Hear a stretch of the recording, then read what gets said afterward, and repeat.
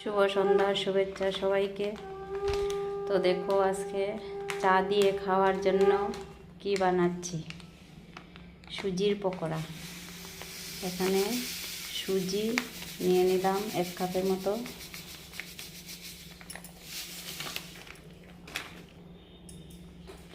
তার মধ্যে দিয়ে দেব পেঁয়াজ কুচি, আর দিয়ে দেব রসুন কুচি। আমি তো অল্প বানাচ্ছি, রসুনটা পেস্ট করে দিলে সবচেয়ে ভালো হয়, অল্প তাই পেস্ট করলাম না। তারপর দিয়ে দিলাম একটু শস্য,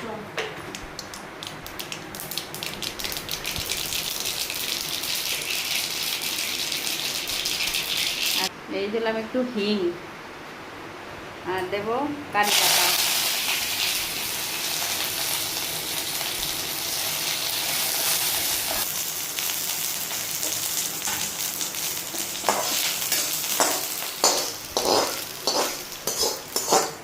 একটা তরকার মতো বানিয়ে এটার মধ্যে দিয়ে দিলাম, একটা ভালো ফ্লেভার আসবে একদম। একটু দিয়ে দিলাম বেকিং পাউডার আর অল্প টক দই।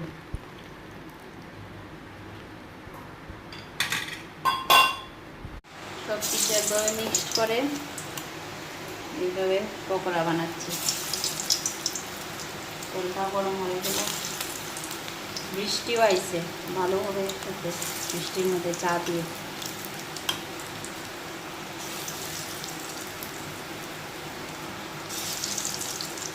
আমার মতো তোমরাও এগুলো বানিয়ে খাবে, দেখো না খেয়ে একদিন কেমন লাগে। ভালো না লাগলে খাবে না, ভালো লাগলে খাবে।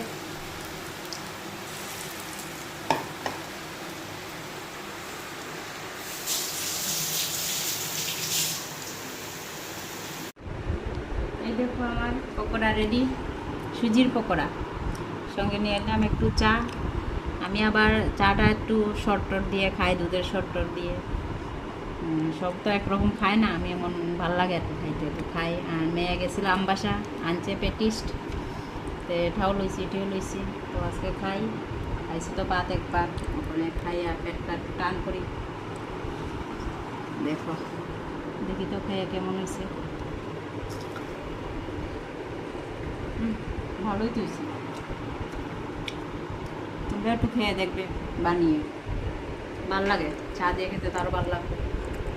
তো ভিডিওটা এখানে শেষ।